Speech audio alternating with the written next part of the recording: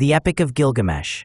In the ancient city of Uruk, where sun-baked walls gleamed under the Mesopotamian sky, King Gilgamesh ruled with unmatched strength. His people, however, whispered of his tyranny. Gilgamesh, 2/3 divine and 1/3 mortal, was a man of boundless vigor, his presence as towering as the ziggurats. Yet his heart was restless, his rule harsh. He claimed the first night with brides, drove young men to endless labor, and left the elders weary. The people cried out to the gods, their pleas rising like smoke to the heavens. Anu, father of the gods, heard their lament and called upon Uruk, the goddess of creation, to fashion a counterbalance to Gilgamesh's might.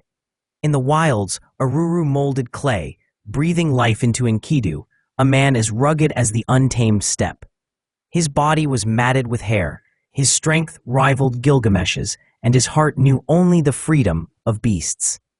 Enkidu roamed with gazelles, drank at springs with antelopes, and lived untouched by civilization. A trapper, alarmed by this wild man who freed animals from his snares, sought counsel in Uruk.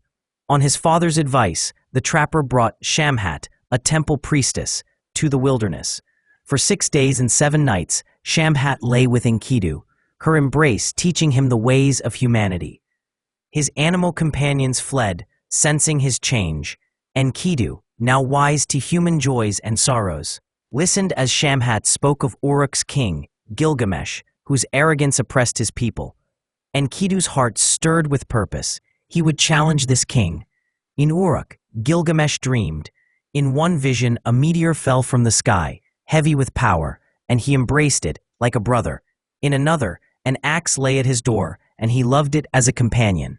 His mother, the wise Ninsun, interpreted these dreams. A friend was coming, equal in strength, to stand by his side. When Enkidu arrived, the city buzzed with anticipation. At a wedding, Gilgamesh moved to claim the bride, but Enkidu blocked his path, his eyes blazing. The two clashed like bulls, shaking the city's foundations. Gilgamesh, with a final surge, pinned Enkidu, but instead of enmity, admiration sparked. They embraced, their rivalry forging an unbreakable bond. Gilgamesh, restless for glory, proposed a quest to the cedar forest, home of the monster Humbaba, whom the god Enlil had tasked with guarding the sacred trees. Enkidu hesitated, knowing Humbaba's terror, but Gilgamesh's fervor was unyielding. The elders of Uruk protested, warning of death, but Ninsun prayed to Shamash, the sun god, to protect her son.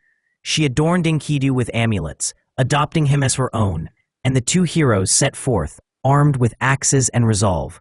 They journeyed through desolate lands, Gilgamesh bolstered by dreams of Shamash's favor, Enkidu interpreting each as a sign of divine support. At the cedar forest, the air grew thick with dread. Humbaba's roar shook the earth, his 7 olas radiating terror.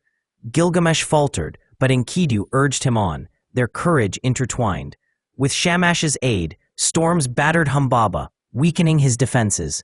The heroes struck, felling the monster.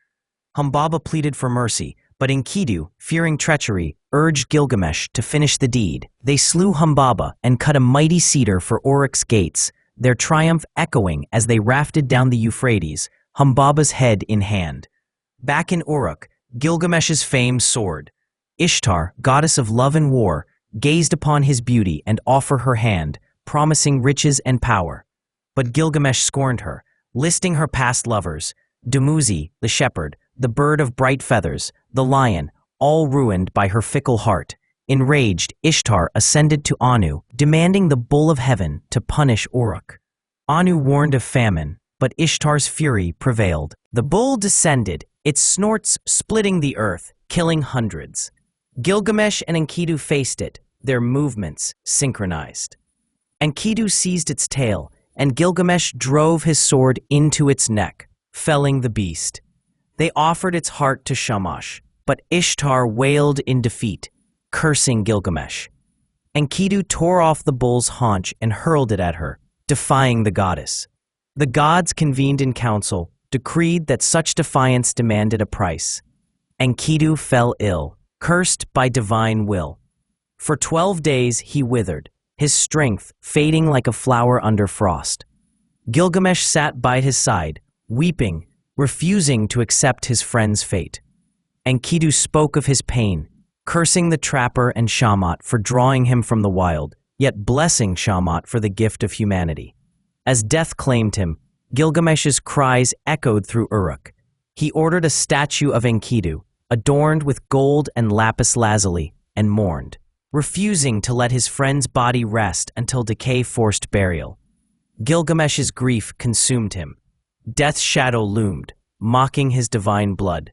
Clad in lion skins, he abandoned Uruk, wandering the wilderness to seek eternal life.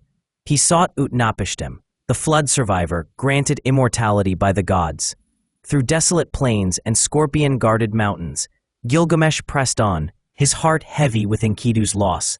At the edge of the world, Saduri, the alewife, saw his haggard form and urged him to embrace life's fleeting joys, food, drink, family.